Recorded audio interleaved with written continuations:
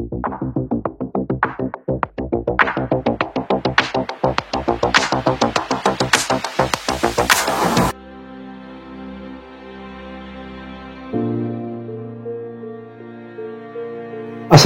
warahmatullahi wabarakatuh. Rekan-rekan sekalian, hari ini saya akan meresensi sebuah buku yang berjudul Modern Monetary Theory and Practice, an Introductory Text. Buku ini diterbitkan oleh Edward Elgars Publishing tahun 2016 yang lalu. Buku Modern Monetary Theory and Practice ini merupakan sebuah karya monumental dari 3 orang penulis, yaitu William Woodsell, kemudian R. Randall Wright, dan Martin Watts. Ketiga ekonomi ini adalah pionir dalam mengembangkan teori ekonomi modern atau Modern Monetary Theory. Buku ini hadir untuk menantang paradigma ekonomi konvensional, khususnya teori-teori neoklasik ekonomi yang selama ini mendominasi di dalam kebijakan fiskal dan moneter di banyak negara.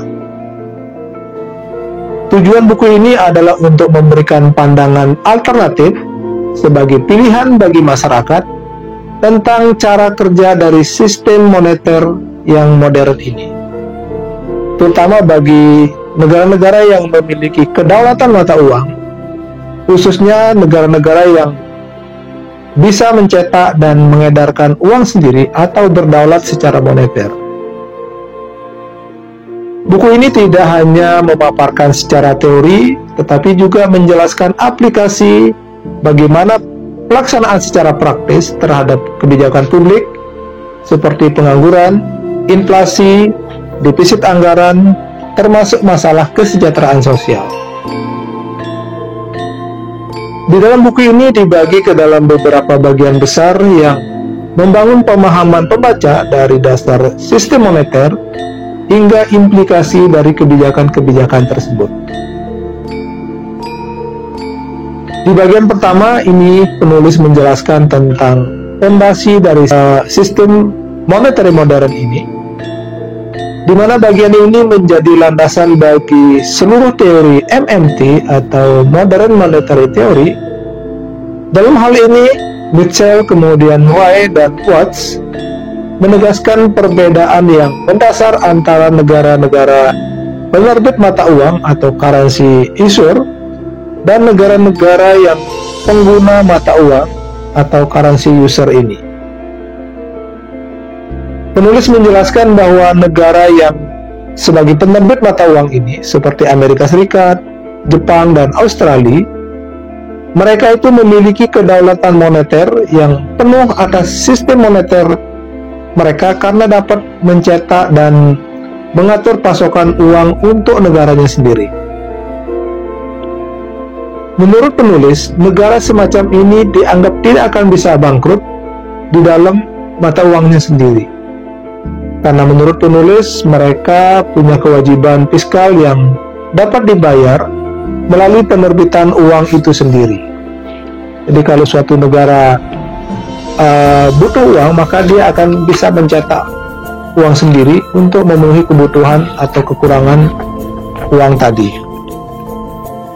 Nah, kemudian sebaliknya yang terjadi ketika negara-negara pengguna atau user currency tadi, seperti negara-negara zona Eropa, di sana ada Yunani, kemudian negara-negara berkembang yang berhutang dalam bentuk dolar, mereka itu tidak memiliki kendali penuh terhadap pasokan uang yang ada di negaranya. Mereka benar-benar dapat kehabisan uang karena harus memperoleh mata uang asing tersebut dengan membayar kewajiban hutang sebelumnya. Nah, di dalam buku ini mencoba membantah analogi yang mengatakan bahwa pemerintah harus mengelola anggarannya seperti mengelola rumah tangga.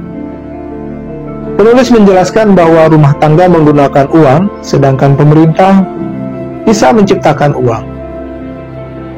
Oleh karena itu, logika defisit atau kekurangan uang publik di dalam suatu negara tidak akan bisa disamakan dengan kekurangan uang di dalam rumah tangga individu tadi.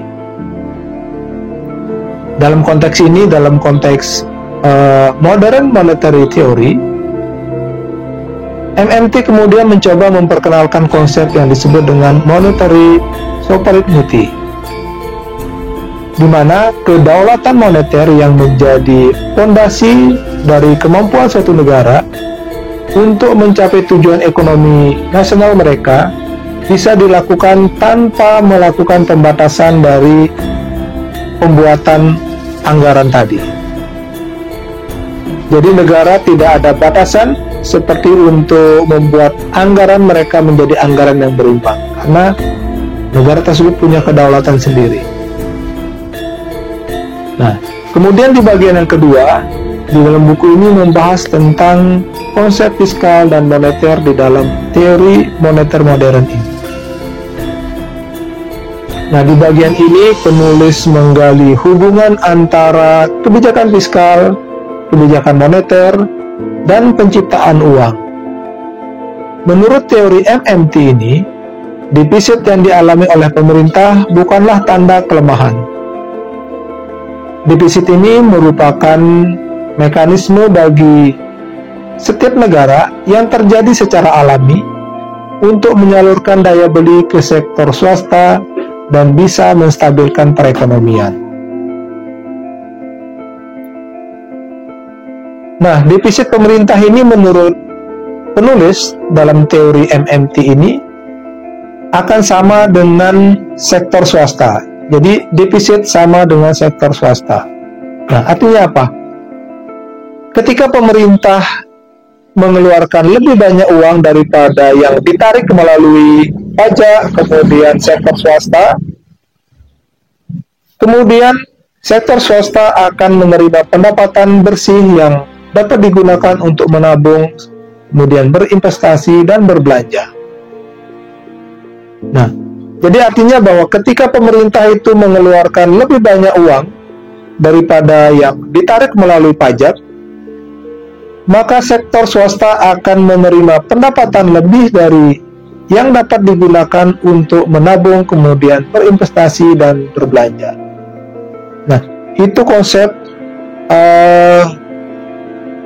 uang atau konsep defisit yang dialami oleh pemerintah di dalam teori MMT ini, yang disamakan dengan surplus bagi pihak swasta.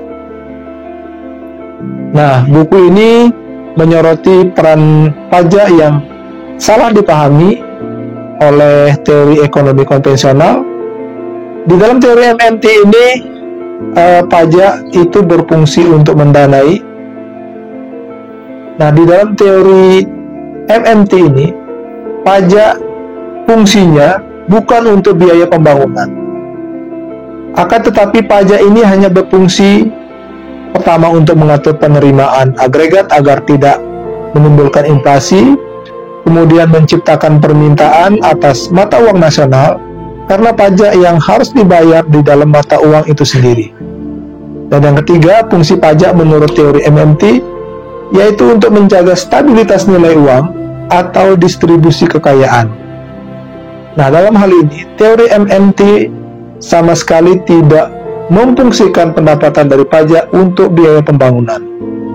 Namun, pajak itu difungsikan untuk menstabilkan perekonomian, seperti untuk mengendalikan inflasi, kemudian menjaga stabilitas uang dan distribusi kekayaan yang ada di masyarakat. Nah, dengan demikian, MMT ini menempatkan kebijakan fiskal sebagai alat untuk mencapai keseimbangan ekonomi, bukan sebagai tambahan biaya pembangunan atau belanja pemerintah. Nah, sedangkan monetary policy seperti suku bunga, operasi pasar, dan lain sebagainya itu hanya sifatnya sebagai pelengkap saja, bukan sebagai tujuan utama di dalam membiayai pembangunan suatu negara. Nah, kita lanjut ke bagian yang ketiga di dalam buku ini, membahas tentang kebijakan ketenagakerjaan dan inflasi. Nah, salah satu kontribusi yang paling penting dari teori moneter modern ini adalah yang disebut dengan konsep job guarantee atau jaminan pekerjaan bagi seluruh warga dalam suatu negara. Program ini di masa pemerintah sangat berperan sebagai employer of last resort. Nah, ini program pemerintah yang menyediakan pekerjaan yang bergaji layak bagi siapa saja yang ingin bekerja, tetapi mereka tidak terserap di pasar tenaga kerja atau di sektor-sektor swasta. Nah, dengan demikian di sini jelas kalau ada orang yang tidak bekerja atau tidak diterima bekerja di sektor swasta, maka negara wajib menampung mereka dan mempekerjakan mereka. Itu menurut konsep teori moneter modern ini. Nah, apa tujuan dari teori MMT di dalam menggaransi pekerjaan ini? Yang pertama, tentu saja untuk mencapai tujuan full employment atau setiap orang memiliki pekerjaan, tidak ada yang menganggur, tanpa menciptakan inflasi yang berlebihan. Selain itu, garansi jaminan pekerjaan ini bertujuan untuk menjamin pendapatan yang bisa digunakan untuk memenuhi kebutuhan masyarakat itu sendiri. Dan tujuan yang ketiga yaitu untuk menyediakan buffer stock of labor yang bersifat fleksibel. Jadi negara memantau berapa jumlah orang yang menganggur dan berapa yang dibutuhkan di pasar. Nah, yang menganggur ini dianggap sebagai buffer stock dari tenaga kerja yang mirip dengan cadangan moneter yang disimpan di bank sentral untuk menjaga stabilitas harga tadi. Nah, jadi teorinya sederhana. Jadi pada suatu saat nanti tidak akan ada orang yang menganggur karena kita sudah memiliki stok tenaga kerja, tinggal menggerakkan sektor real yang akan menyerap sebagian dari mereka, dan yang tidak terserap tentu akan menjadi tanggung jawab negara di dalam memfasilitasi mereka dalam mendapatkan pekerjaan.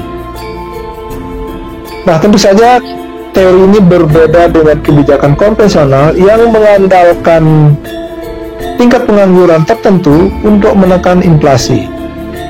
Nah, teori yang selama ini kita pahami, ketika pengangguran itu berkurang, maka konsekuensinya akan terjadi inflasi.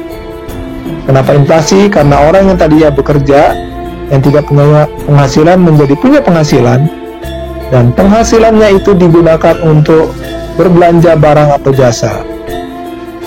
Nah, dengan adanya penambahan orang yang bekerja ini otomatis akan menambah jumlah uang yang beredar di masyarakat. Nah, itu menurut asumsi ekonomi klasik atau yang kita pahami selama ini. Namun oleh teori MMT ini, pendapat ini ditolak bahwa bukan itu yang sebenarnya yang terjadi. Tapi setiap orang memang harus bekerja dan mendapatkan penghasilan. Tidak khawatir dengan terjadinya inflasi. Intinya di situ dari teori MMT yang dibahas di bagian ketiga ini.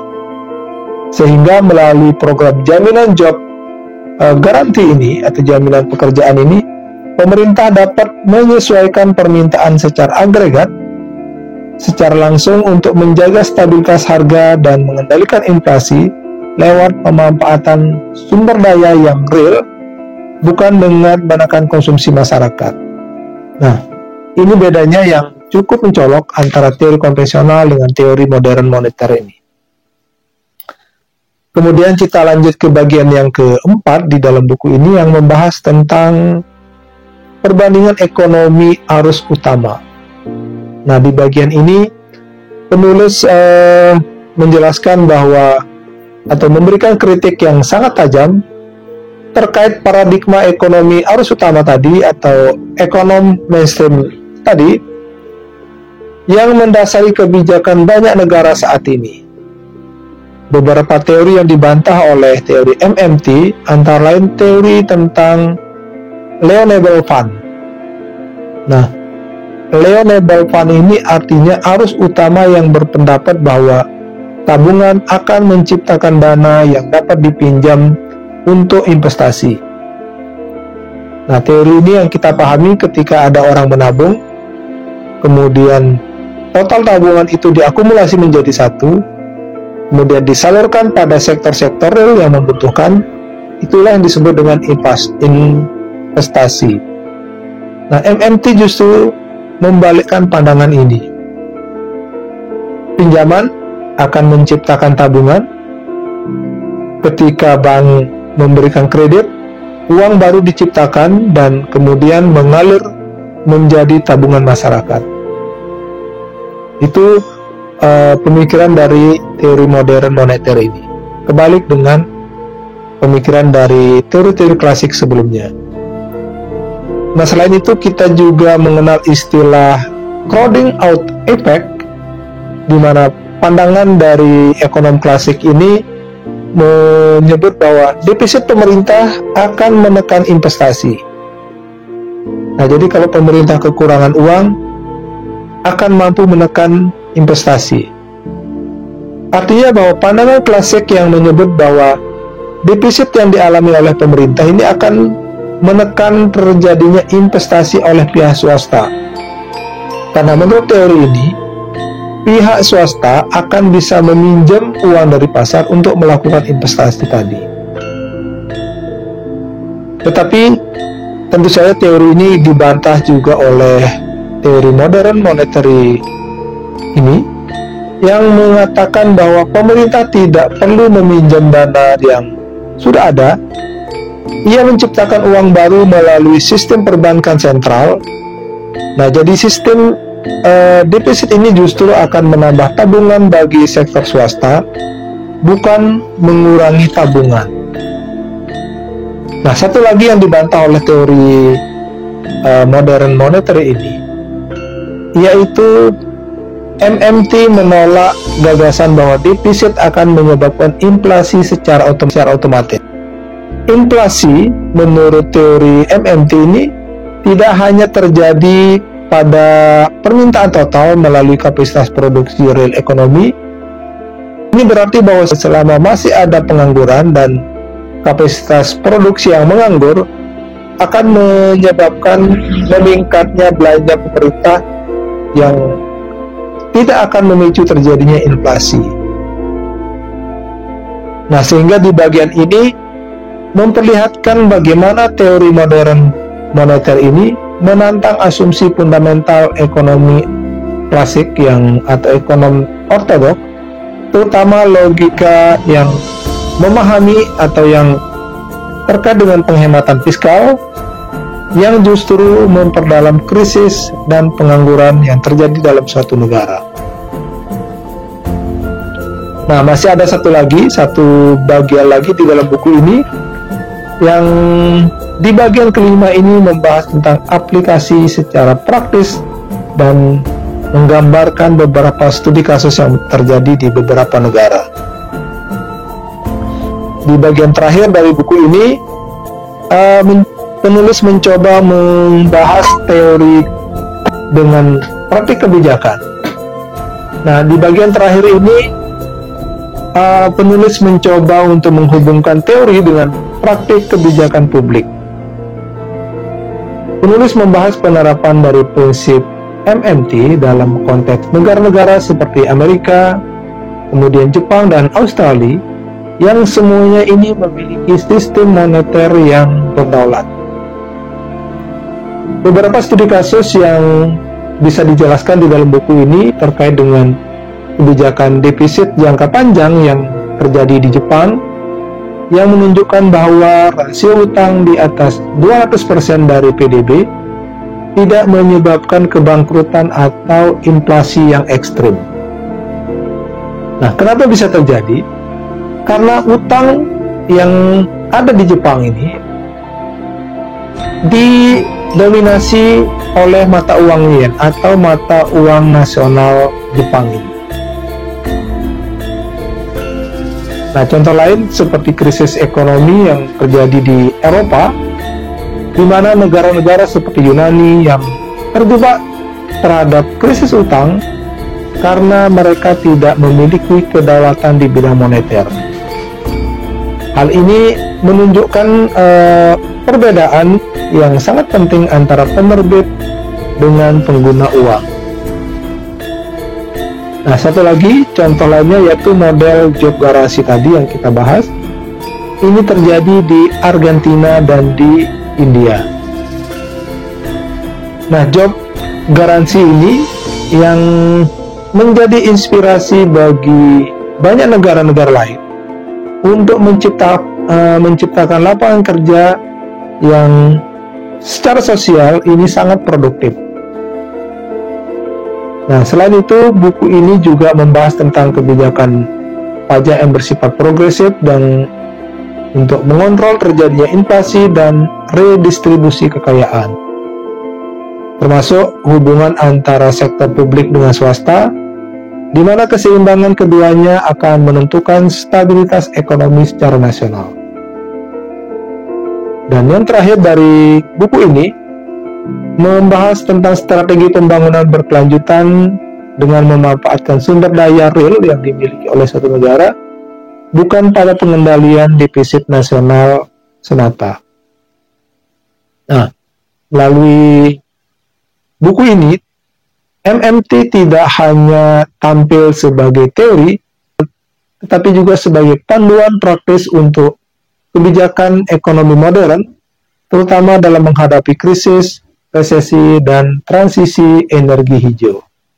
Nah, demikian teman-teman ringkasan dari buku The Modern Monetary Theory and Practice dalam sebuah pendekatan introduction yang ditulis oleh 3 orang penulis ini. Bagi yang punya pendapat yang berbeda atau hal lain yang perlu dikomentari, silakan tulis di kolom komentar di bawah ini. Dan jangan lupa di like, share, dan subscribe untuk kemajuan channel YouTube ini. Terima kasih. Wassalamualaikum warahmatullahi wabarakatuh.